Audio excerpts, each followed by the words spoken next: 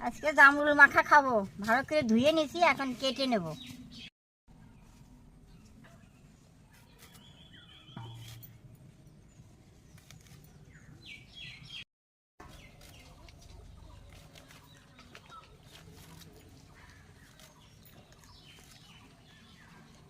আমার কাটা হয়ে গেছে। এর লবণ দেব,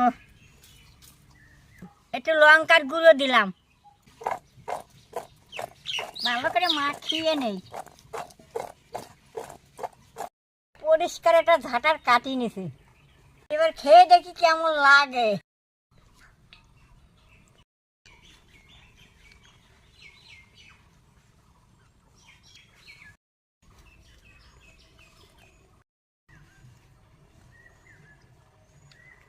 তোমরা এই জামরুল মাখা খাইয়ে দেখবা, খুব ভালো লাগে। ভিডিওটা যদি ভালো লাগে লাইক কমেন্ট করে দেবা।